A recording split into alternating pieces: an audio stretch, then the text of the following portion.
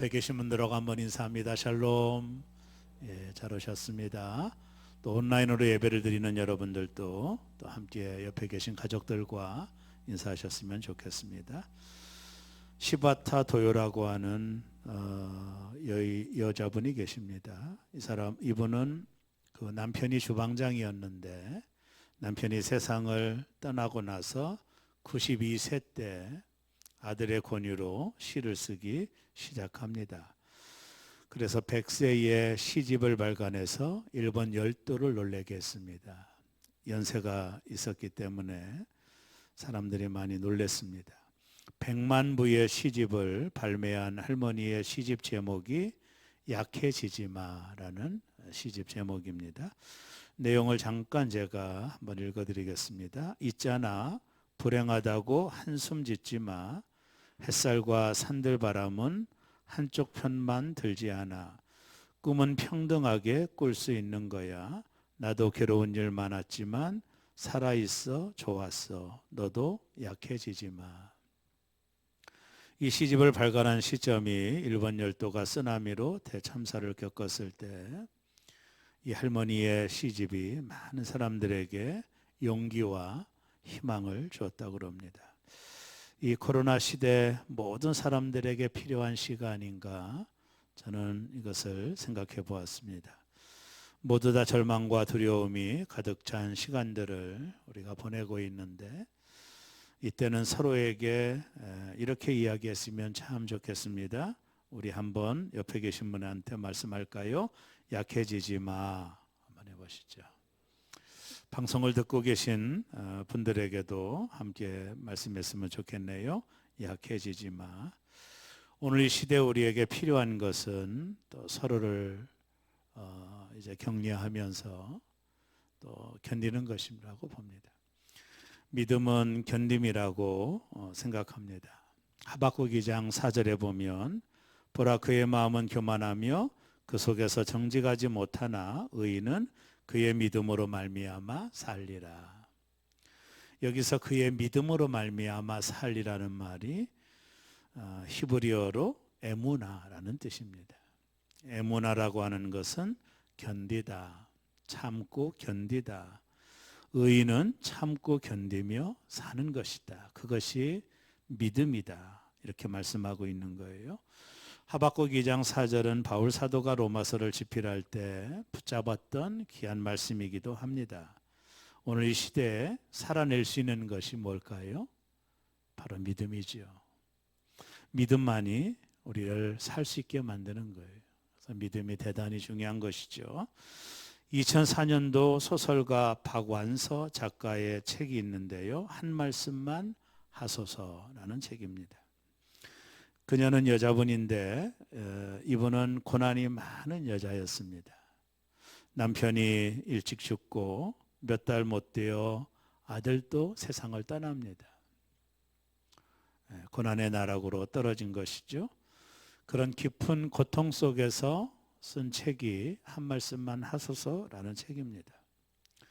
그녀는 아들을 잃고 부산 큰딸 집에 가 있는 동안 자신이 겪었던 고통, 그리고 분노, 그리고 절망감, 또 신에 대한 항변 이런 것들을 담아내고 있어요.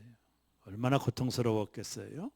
이런 고통의 나락에서 처절하게 고통과 싸우면서 일상으로 돌아오는 과정을 눈물겹게 쓴 책이 바로 한 말씀만 하소서라는 책입니다. 사람들이 여인에게 작가에게 물어봅니다. 고통을 어떻게 극복했습니까? 그녀가 대답하기를 고통은 극복하는 것이 아니라 견디는 것입니다. 이런 대답을 했어요. 고통은 극복하는 것이 아니라 견디는 것입니다. 이 책을 읽다 보면 이 여인의 말이 정확하다는 것을 깨닫게 돼요. 고통은 극복하는 게 아닙니다. 고통은 그냥 견디는 거죠. 견디게 만드는 게 뭐죠? 믿음입니다. 그러니까 이 시대에 우리에게 가장 필요한 것은 바로 믿음이에요. 믿음만이 우리를 견디게 만들 수 있어요. 믿음만이 우리를 버티게 만들 수 있습니다. 그래서 오늘 시대에 저와 여러분들에게 필요한 것은 바로 믿음이다, 이렇게 볼 수 있습니다. 오늘 우리가 읽은 본문은 요한복음의 마지막 장 21장에 나오는 내용인데요. 특별히 많은 주경학자들이 요한복음 21장을 요한이 썼는가라는 궁금증을 갖게 됩니다. 왜냐하면 20장 마지막 절에 이 모든 말씀을 마치며 라는 표현이 있었기 때문에 요한복음 21장을 과연 요한이 썼을까라고 말하지만, 제가 보면 요한복음 21장은 사도 요한이 기록한 말씀이 분명함을 깨닫게 됩니다. 오늘 요한복음 21장에 나와 있는 내용을 잠깐 한번 소개하면요, 제자들은 3년 동안 모든 것을 버리고 예수님을 쫓았습니다. 예수님을 쫓았던 제자들의 마음속에는 희망이 있었을 거예요. 그것은 바로 정치적인 메시아였죠. 예수님께서 이 땅을 로마로부터 독립시키고 난 이후에 3년 동안 함께 고생했던 자신들에게 돌아올 정치적인 몫이 있었음을 믿었어요. 그런데 그 예수님이 십자가에 죽으시는 겁니다. 이들이 품었던 모든 꿈도 다 무너졌어요. 예수님의 죽음으로 인하여 이들도 다 죽었어요. 이제껏 주님을 통해서 가지고 있었던 꿈, 자신들의 욕망, 이런 것들이 예수님이 십자가에서 죽고 난 이후에 그들의 모든 꿈과 희망도 사라져 버렸습니다. 예수님이 죽은 지 사흘 만에 부활했다 하셔 빈 무덤을 보았지만 이들에게 그것도 큰 영향이 되지 못했어요. 그래서 이들은 모든 것을 포기하고 고향으로 데려가 고기를 잡고 있었던 것입니다. 더군다나 베드로는 예수님을 3번씩이나 부인했고 나머지 제자도 예수님을 다 떠났습니다. 절망과 좌절과 실망을 갖고 3년 전 그들이 했던 직업으로 돌아갔어요. 그날도 밤새 그물을 던져 고기를 잡습니다. 본래 이들은 어부 아닙니까? 새벽까지 그물을 던져 고기를 잡아봤지만 웬일인지 한 마리도 고기를 잡지 못합니다. 새벽이 동트기 전 그 어수룩한 밤에 새벽에 해변가에서 누군가가 말을 합니다. 고기를 잡았느냐고. 우리가 한 마리도 잡지 못했다고. 그때 해변가에서 또 다른 음성이 들려옵니다. 그물을 배 오른편에 던지라고. 제자들은 누군지 몰랐습니다. 날이 어두웠고 거리가 많이 떨어져 있었기 때문에 볼 수도 없고, 그러나 제자들은 해변가에서 들려오는 그 말을 듣고 순종을 합니다. 그리고 그물을 배 오른편에 던졌어요. 그랬더니 놀라운 일이 벌어졌습니다. 오늘 본문에 보면 153마리의 고기가 잡혔어요. 제자들이 얼마나 놀랐을까요? 그물을 당겨보니 153마리의 고기가 잡힌 겁니다. 그때 사도 요한이 말을 합니다. 주님이시다. 주님이시다. 그때 베드로가 사도 요한의 말을 듣고 배에서 뛰어내려 헤엄을 쳐서 다른 제자들과 함께 예수님께로 오게 된 거예요. 그때 주님이 그들을 위하여 숯불에 음식을 준비해 놓고 함께 먹자 하는 내용이 본문 후반절에 기록되어 있는 내용입니다. 오늘 본문에서 제가 주목하고자 했던 하나의 장면은 이들이 밤새 그물을 던졌지만 빈 그물을 올리고 있었던 제자들의 모습이에요. 얼마나 노력을 했을까요? 얼마나 수고를 했을까요? 고기 잡는 일에 잔뼈가 굵은 제자들입니다. 충분한 경험이 있었고, 그러나 아무리 그물을 던져도 올릴 때마다 아무것도 잡히지 않는 빈 그물을 바라보았던 제자들의 마음이 어땠을까? 몸은 피곤하고 고기라도 잡혀야 힘이 나겠지만 아무 고기도 잡지 못하는 빈 그물을 올릴 때마다 제자들은 실망과 절망을 했을 거라고 봅니다. 여러분은 어떠신가요? 여러분의 그물은 어떠신가요? 여러분의 그물은 혹시 빈 그물이 아니신가요? 오늘 이 아침 주께서 우리에게 주시는 말씀을 한번 생각해 보면서 좀 은혜를 받고자 해요. 오늘 예수님께서 제자들에게 배 오른편에 그물을 던지라 말씀하셨어요. 이게 헬라 원문을 좀 구체적으로 살펴보면 오른편은 좀 더 깊은 곳에 그물을 던지라고 하는 말과도 대등한 말의 표현이에요. 왜 예수님께서 배 오른편에 그물을 던지라 하셨을까? 저는 한 세 가지 정도 말씀의 의미를 좀 살펴보고자 합니다. 첫째는요, 절망에서 일어나라는 뜻입니다. 여러분 기억하시죠? 오늘 이 장면을 생각해 보세요. 3년 전과 아주 똑같은 장면입니다. 3년 전에도 제자들이 예수님 만나기 전에 갈릴리에서 고기를 잡고 있었어요. 그날 밤도 한 마리도 고기를 잡지 못하고 빈 그물을 건져 그물을 손질하고 있었을 그 새벽 통통역에 예수님이 나타나셔서 제자들에게 말합니다. 깊은 데로 가서 그물을 던지라. 제자들은 예수님이 누군지 알았습니다. 그분이 하시는 말에 권위도 알았지만 예수님은 목수입니다. 자신들은 어부입니다. 목수가 어부들에게 깊은 데 가서 그물을 던지라고 하는 말은 상식적으로도 맞지 않아요. 그러나 제자들은 예수님의 권위의 말에 순종을 해요. 그리고 깊은 데 가서 그물을 던졌더니 2배에 잠길 정도로 고기를 잡게 됩니다. 그때 제자들이 어떤 태도를 취했나요? 예수님 발 앞에 무릎을 꿇고 우리를 떠나소서 우리는 죄인입니다라고 고백할 때 예수님께서 그들에게 너희가 이제부터는 사람을 낚는 어부가 될 것이다라고 하는 하나님의 메시지, 사명을 그들에게 부여해 주셨어요. 그것이 3년 전의 일입니다. 오늘 본문 예수님께 실망했던 제자들이 3년 전과 동일하게 그물을 던져 고기를 잡으려고 했지만 한 마리도 잡지 못했던 빈 그물을 가지고 있었던 거예요.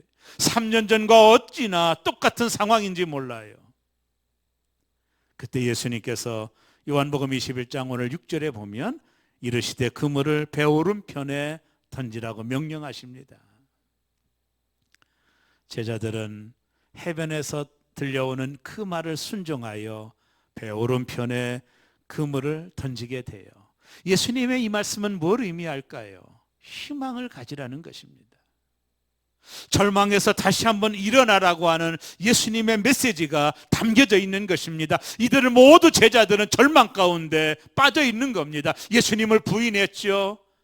그들이 따라다녔던 예수님이 십자가에 죽으셨습니다. 그들의 희망도 그들의 꿈도 모두 다 산산조가 깨어지고 말았습니다. 그들은 말합니다. 야, 이제 우리가 별 볼 일 없겠다. 고기나 잡으러 가자고 고향으로 돌아와 있었던 그들에게 배 오른편에 그물을 던지라고 하는 것은 다시 한번 너희가 희망을 가지라고 하는 예수님의 메시지인 것입니다. 유명한 철학자 키에르케고르는 절망은 죽음에 이르는 병이라고 하는 유명한 말을 했어요. 절망이야말로 죽음에 이르는 병이다. 그러면서 그가 이어서 말합니다. 믿음은 절망의 해독제다. 믿음은 절망의 해독제다. 절망에서 승리하는 비결은 믿음이라고 말했습니다. 믿음만이 절망의 해독제라고 하는 해석을 그가 한 것입니다. 사랑하는 여러분, 오늘 여러분의 그물은 어떠신가요?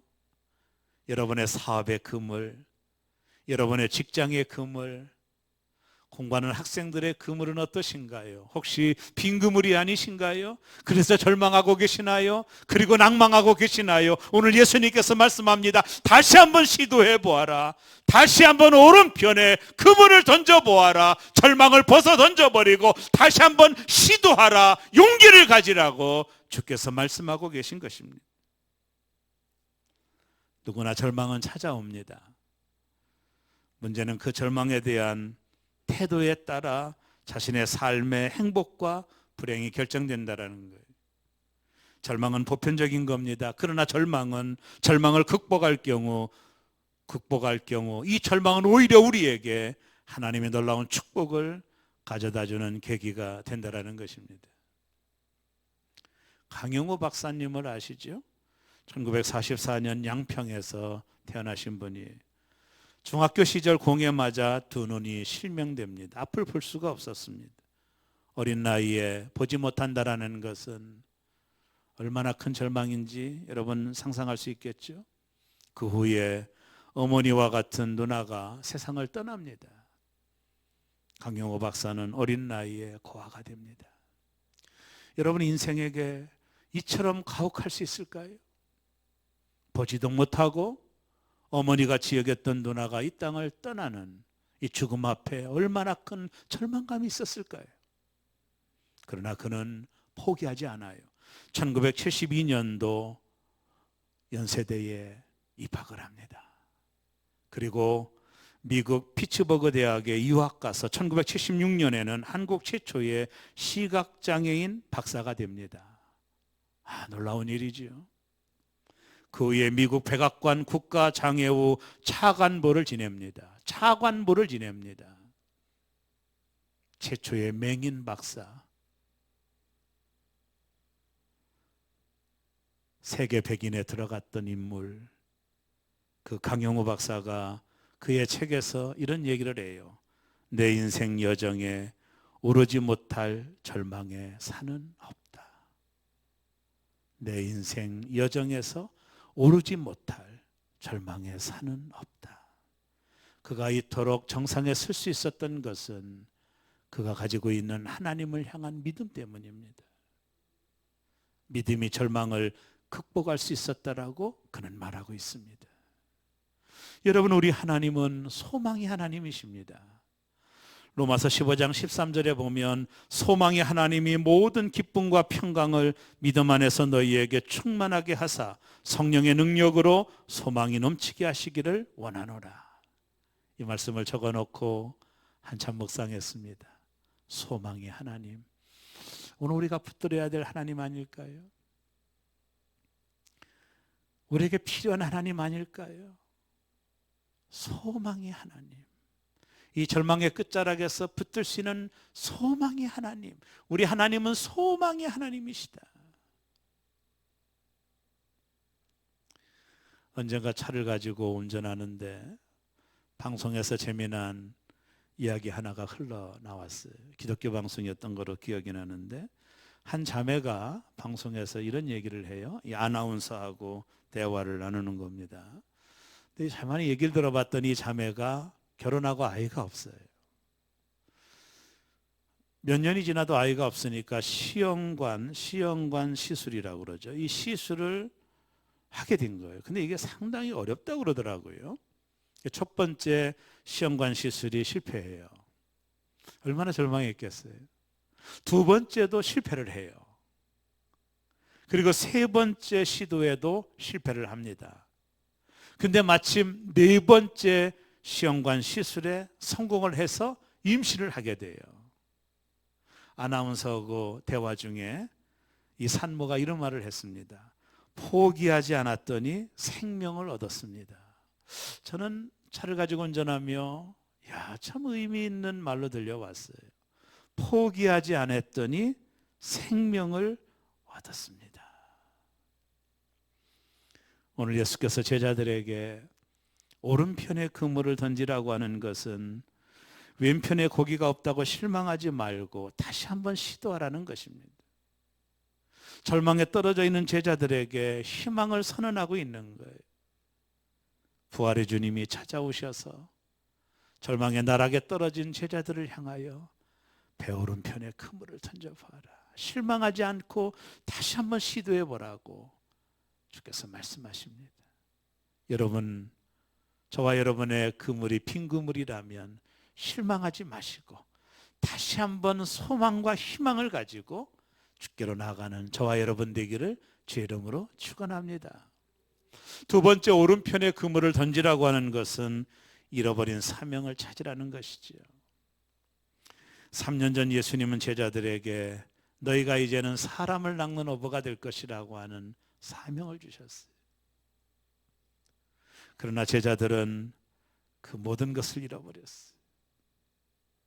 요한복음 21장 3절에 보면 시몬 베드로가 나는 물고기 잡으러 가노라 하니 그들이 우리도 함께 가겠다 하고 사명을 다 놓아버리고 예수님도 돌아가셨지, 우리는 희망이 없어, 우리는 소망이 없어, 야 우리 물고기나 잡으러 가자, 함께 마음을 합하여 고향으로 돌아가고 있었던 제자들이었어요. 예수께서 그들에게 허락하셨던 사람을 낚는 어부라고 하는 사명을 잃어버린 것입니다.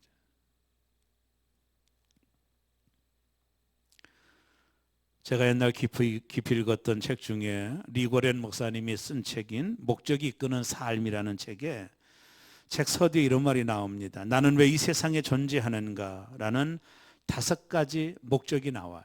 그 중에 5번째가 뭔지 아세요? 우리는 사명을 위하여 지음받았다. 내가 존재하는 이유는 사명 때문이라는 거예요. 그 사명을 발견하고 살아갈 때 내 생애가 존귀해진다는 것입니다. 여러분, 인생의 행복은 다른 데 있는 게 아니에요. 하나님이 나에게 허락한 사명을 발견하는 것입니다. 여러분, 행복론 강의로 유명한 칼 휠드라는 사람이 이런 말을 했어요. 내 인생 최고의 날이 있다면 나의 사명을 자각하는 날이다. 하나님께서 나를 이 목적을 위해 쓰시겠다고 작정하신 그것을 깨닫는 일이라고 그는 말을 했어요. 인생의 행복은 성공하는 데 있는 게 아니에요. 인생의 진정한 행복은 나를 만드시고 나를 창조하신 하나님 앞에서 내가 왜 존재하고 있는지, 하나님이 나를 부르신 사명을 발견할 때만이 인생은 진정한 행복을 가질 수 있다는 거예요. 사명이 뭡니까? 그것은 하나님이 나를 통하여 하시려는 일을 깨닫는 것입니다. 하나님이 나를 이 시대에 교회로 부르셔서 직분을 맡겨주시고 내가 하는 일과 직업을 갖게 하시고 여기에 살게 하신 이유를 아는 것, 그것이 미션이요, 그것이 사명인 것입니다. 예수님께서 제자들에게 배 오른편에 그물을 던지라 하셨고 그들은 풍성한 고기를 잡고 난 이후에 그들을 위해서 예수님이 만찬을 만드셨죠. 숯불을 피워놓으시고 떡과 생선을 가져오라 하시고 거기에 구우시고 제자들에게 주시며 그들과 아침 조찬을 함께 하셨어요. 불을 피운 것은 숯불에서 3번 예수님을 부인한 제자 베드로를 위한 예수님의 교훈이 담겨져 있는 거죠. 예수님은 베드로에게 네가 왜 나를 부인했느냐 한마디도 묻지 않으시고 내 양을 먹이라. 다시 한번 실패한 베드로에게 사명을 주신 것입니다. 내 양을 먹이라. 사랑하는 여러분, 우리도 잃어버린 사명을 되찾아야 돼요. 인생의 행복은 성공에 있지 않아요. 인생의 행복은 사명을 발견하는 겁니다. 내가 존재하는 이유, 하나님이 나를 여기에 두신 이유, 이걸 발견하기 전까지는 여전히 우리는 빈 그물입니다. 어떤 부잣집에서 잔치가 벌어졌는데요, 짐승을 잡아야 되잖아요.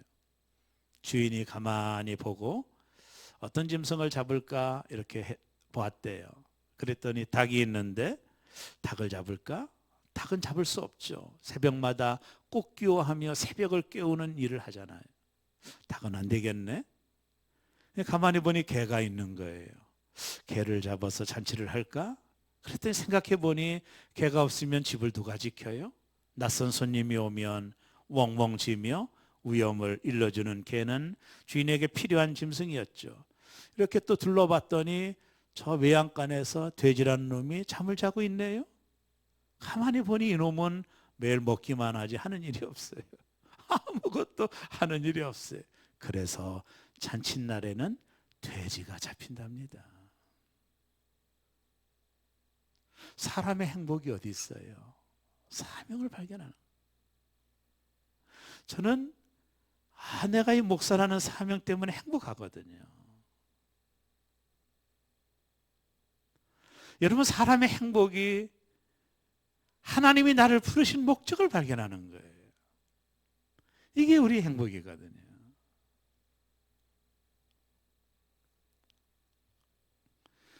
여러분, 1000만 관객을 동원했던 영화 몇 편이 안 되지만 그 중에 극한 직업이라는 영화가 있어요. 아마 보신 분들이 있고 저도 봤습니다. 내용이 이래요. 범인을 잡기 위해 형사들이 잠복 근무를 합니다. 눈에 띄지 않기 위해서 범인들이 사는 맞은편 치킨집에 잠복을 하는데 하필이면 그 가게에 장사가 안 되어서 주인이 가게를 내놨어요. 그러니까 형사들이 편한 잠복을 위해서 퇴직금을 다 모아가지고 이 치킨집을 삽니다. 형사들이 잠복하기 위해서 치킨집을 사요. 근데 이 가게를 그냥 둘 수 없잖아요. 그래가지고 형사들이 야, 여기서 그냥 잠복만 하지 말고 이미 치킨집을 우리가 샀으니 장사를 하면서 범인들이 우리를 모르도록 속이면서 잠복을 하자. 그렇게 합의를 받습니다. 근데 형사 중에 하나가 치킨을 잘 굽는 형사가 있었어요. 이렇게 저렇게 해서 치킨을 이제 기름에 튀겨내고 그 맛있는 양념으로 버무려서 손님들에게 이 치킨을 팔았더니 이게 대박이 났네요. 이게 보통 맛있는 치킨이 아니에요. 그러다 보니까 아침에 문을 열면 손님들이 벌떼같이 가게에 몰려오는 거예요. 그러니까 형사들이 보통 바빠진 게 아닙니다. 치킨 사러 가야죠. 치킨을 튀겨야죠. 또 치킨을 요리해야죠. 그러다 보니까 막 장사가 너무 잘 되는 거예요. 장사가 너무 잘 되니까 우리가 범인을 잡으려고 온 건지 장사를 하는 건지 헷갈리는 거예요. 그래도 장사가 잘 돼서 대박이 나는 겁니다. 그러던 차에 깨어 있었던 형사 하나가 있습니다. 영호라는 형사가 이 형사들에게 질문을 던집니다. 가게를 마치고 나서 한가했을 때 뭐라고 질문 던지냐면 범인을 잡으려고 치킨집을 하는 겁니까? 아니면 치킨집을 하려고 범인을 잡는 겁니까? 이 영화의 아주 중요한 클라이막스라고 저는 생각을 해요. 범인을 잡으려고 치킨집을 하는 겁니까? 치킨집을 하려고 범인을 잡는 겁니까? 주객이 전도됐다라는 거예요. 이 형사들이 왜 여기 있는 거예요? 범인을 잡기 위한 것이 본질이 아닙니까? 근데 장사가 잘 되다 보니까 범인은 잡지 않고 돈 버는 재미에 빠져 있다라는 거예요. 저는 이 영화를 보면 아이에게 질문을 던져봤습니다.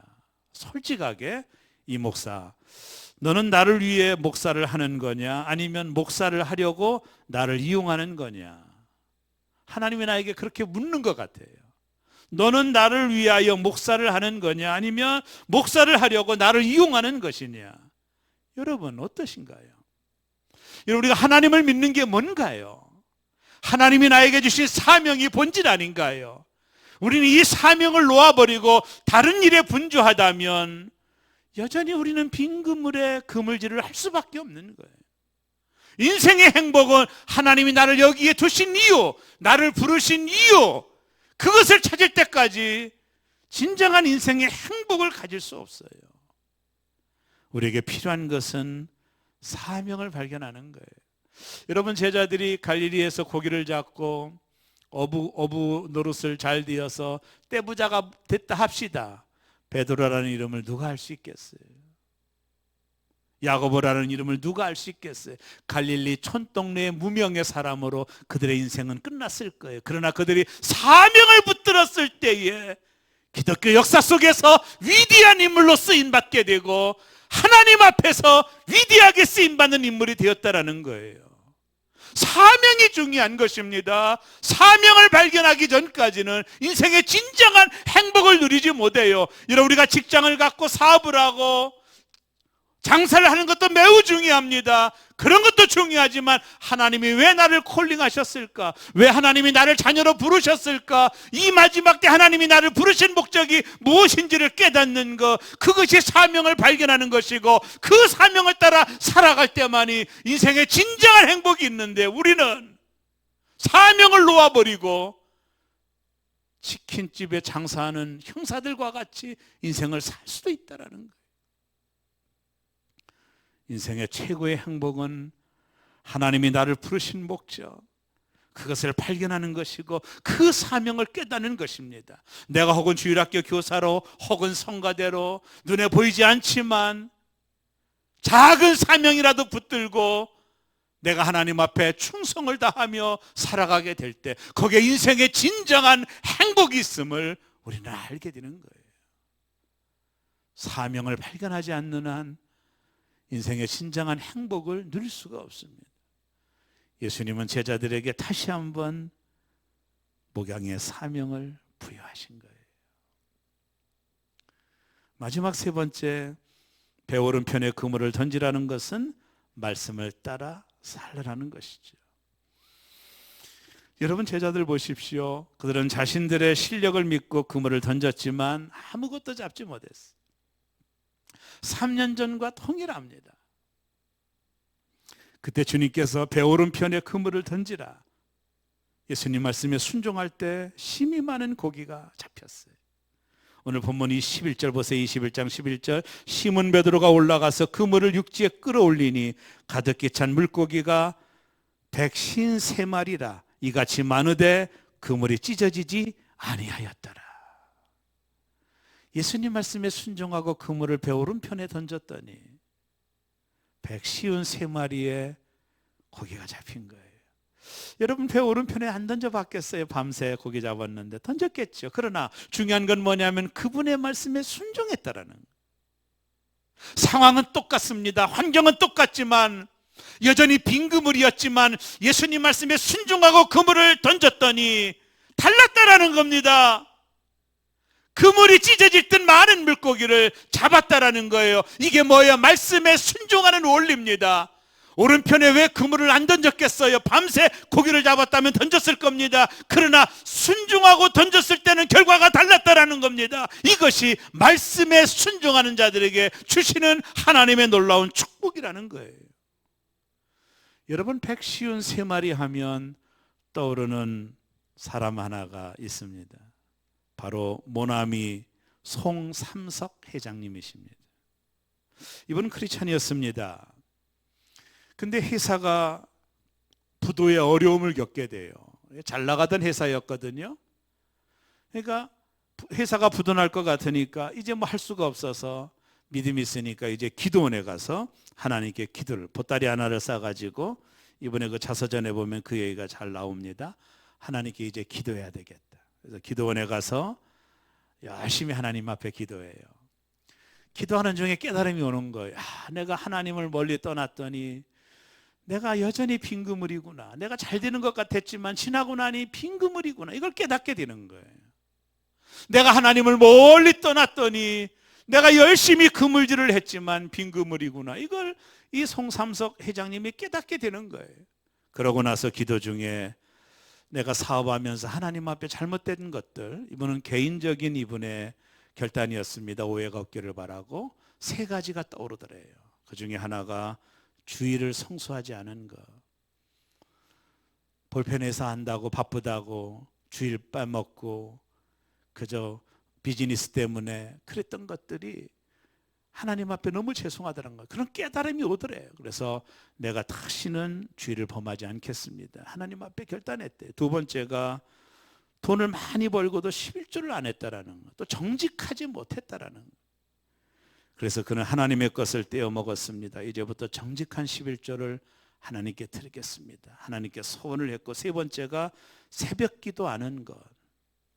사업할 때 초창기에 어머님께서 얘야, 너 새벽 예배 기도하고 하나님께 도움을 구해야 네 사업 잘 되지, 네 힘으로 안 된다. 그 말을 듣고 새벽 예배를 열심히 나오다가 사업이 잘 되니까 새벽 예배 다 치워버리고, 잘 되니까 그냥 새벽 예배 나가서 기도하지 않고 자기 힘과 꾀를 믿고 사업을 해서 잘 됐죠.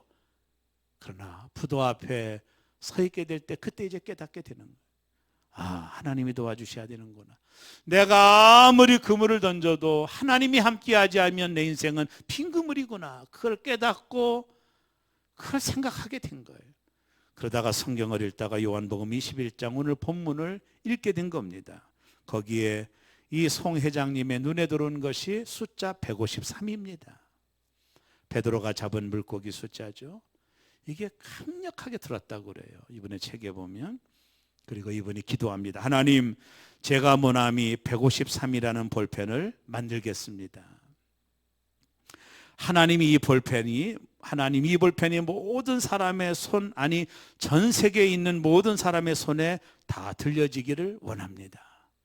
내가 하나님 앞에 잘못한 것 회개하고 다시 서워 나오니 하나님 나를 도와주셔서 내가 만드는 볼펜에 항상 모나미 153을 넣고 하나님의 도움을 구합니다.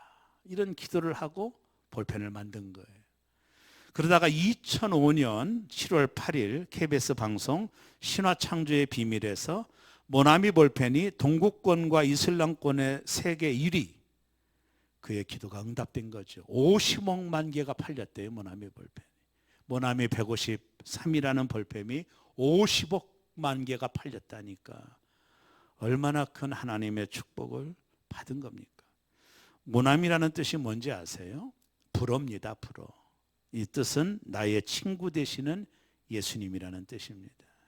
초창기 사업할 때부터 믿음으로 사업을 했지만 장사가 잘 되다 보니 하나님 멀리 떠나고 결과는 빈그물이라는 걸 깨닫고 하나님께로 돌아온 거예요. 하나님 놀라운 축복을 누리게 되는 것입니다. 여러분의 인생에 빈그물이신가요? 그물을 던져봤는데 빈그물인가요? 여러분 이제 좀 하나님 말씀에 순종하는 삶이 필요하지 않을까요? 내 경험, 내 지식으로 평생을 살아도 빈그물일 수 있다는 사실을 한 번 정도는 좀 깨달았으면 좋겠습니다. 오혜령이라는 여자분이 있습니다. 연세대 영문학과를 졸업하고 이화여고 교편을 잡았던 분인데 그러던 중 조선일보와 경향신문의 신춘문예의 희곡 부분에 당선이 되어 그 극작가, 라디오 DJ로 만능 스타가 되었던 분입니다. 1960년대는 별이 빛나는 밤의 DJ로 활동하고 말 그대로 잘 나가던 여자였습니다. 인기도 많았고 경제적으로도 많이 돈을 벌었다고 그래요. 그러던 그가 1978년 아파서 병원에 갔더니 위암과 임파선 말기 판정을 받습니다. 서울대병원에서 의사가 3개월 살 것이라고 선고를 합니다. 임파선과 위암 말기 판정을 받은 거예요. 달력을 놓고 하나하나 지워나가는 거예요. 나 이제 3개월밖에 못 사는 사람이라면. 얼마나 절망했겠어요, 이분이요. 그게 마지막 때 이분이 하나님을 찾을 수밖에, 인생이 그런 거 아니에요. 지금까지 자신의 성공이 다 빈금이라는 걸 깨닫게 된 거예요.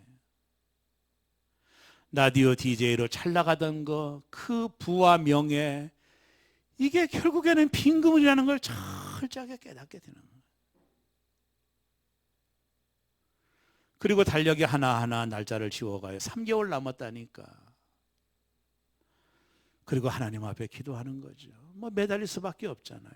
근데 놀랍게도 6개월이나 살게 돼요. 6개월 지났는데도 죽지 않는 거예요. 여전히 각혈을 하고 토하고 혈변을 계속 놓지만 여전히 목숨은 살아있는 거예요.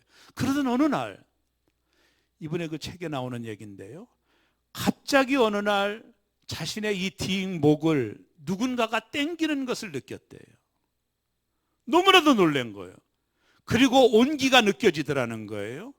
온기가 느껴지더니 자신의 몸이 이상해지더라는 거예요. 그날도 기도하던 중에 그런 일이 벌어진 거예요. 그러고 나서 그 체험이 끝나고 난 이후에 임파선의 암이 복숭아 씨만하게 볼록 나온 암이 있었는데요, 거기 이렇게 만져봤더니 그게 없어졌더라는 거예요. 그래서 병원에 달려가 가지고 진단을 받았더니 의사가 놀라더라는 거예요. 당신 임파선 암이 없어졌다라는 거예요. 판정을 받은 겁니다. 이분이 고침을 받은 거예요. 그리고 이분이 쓴 책이 뭐냐면 당신 없는 인생은 빈그물이오니, 이런 책, 유명한 책을 썼습니다. 이 책에 나오는 스토리입니다.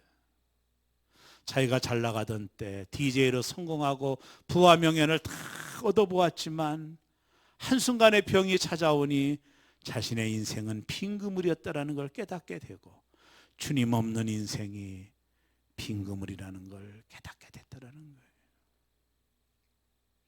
저는 목회하면서 많은 사람들을 봅니다.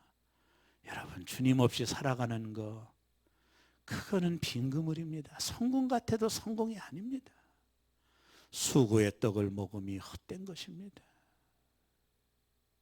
주님이 함께해 주셔야 되고, 주님이 응원해 주셔야 되고, 주님이 지켜주셔야 되고, 주님이 동행해 주셔야 우리의 그물이 빈그물이 되지 않는데, 우리는 그것을 모르고 여전히 내 힘으로 뭔가를 하려고 밤새 그물을 던지지만 여전히 빈그물이, 아무리 노력을 해도 연말이 가면 빈그물이, 아무것도 거두는 게 없어. 오해령 씨의 말대로 당신 없는 인생은 빈그물이오니, 이게 정답이에요. 여호수아서 1장 8절에 이 율법책을 내 입에서 떠나지 말게 하며 주야로 그것을 묵상하여 그 안에 기록된 대로 다 지켜 행하라.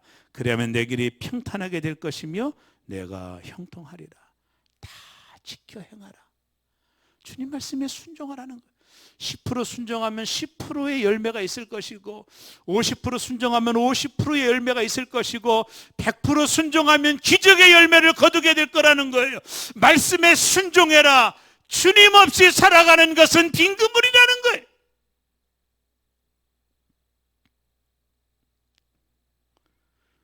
최근에 BTS 방탄소년단이 그들의 노래 다이너마이트가 유튜브 세계 최대 기록 300만 명, 어마어마한 거죠.